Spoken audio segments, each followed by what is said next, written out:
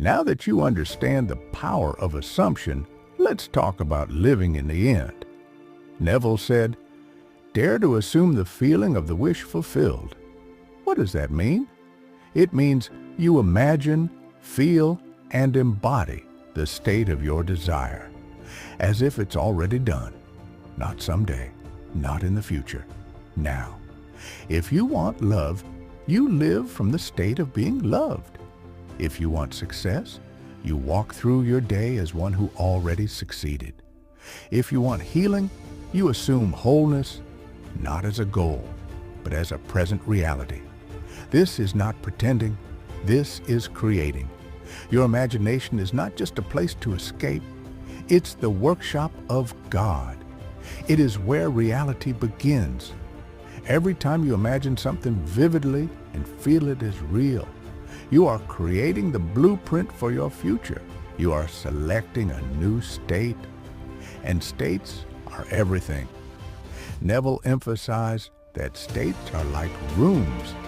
You can move into a new one at any time. You're never stuck, unless you keep revisiting the old room. How do you move into the new state? You begin with a simple question. Who would I be if it were already done? Let that question guide your thoughts, your feelings, and your reactions. If you were already wealthy, how would you think? How would you walk? What would you stop worrying about? If you were already in a loving relationship, how would you feel? How would you treat yourself? How would you move through the world? When you answer those questions honestly and begin to adopt those behaviors and emotions now, before the evidence shows up, you activate the law of assumption. That's what it means to live in the end. You stop trying to make it happen. You stop waiting for proof.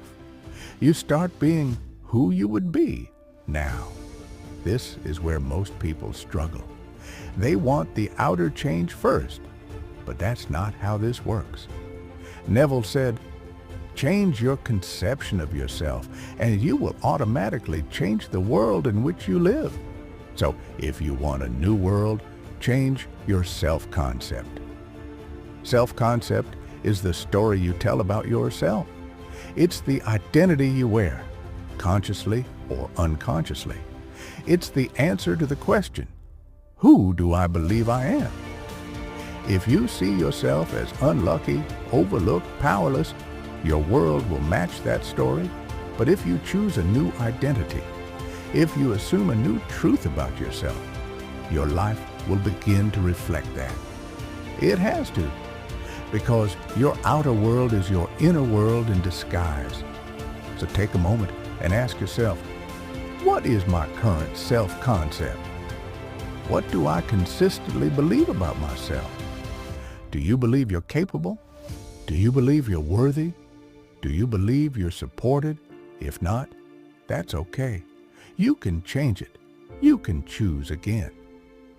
The beautiful thing about this teaching is that you are not defined by your past. You're not limited by what was. You are always free to assume a new version of yourself. That's what makes this so powerful. You don't have to wait. You don't have to ask for permission. You don't need anyone's approval. You can begin right now. Close your eyes, take a breath, and imagine the version of you who already has it. See that version, feel that version, and decide, that's who I am now. It's not about forcing change. It's about accepting a new truth. And the more you dwell in that truth, the more your reality will shape itself around it. So keep practicing. Keep returning to the end. Keep assuming the best. You are the operant power. You are not hoping, you are knowing.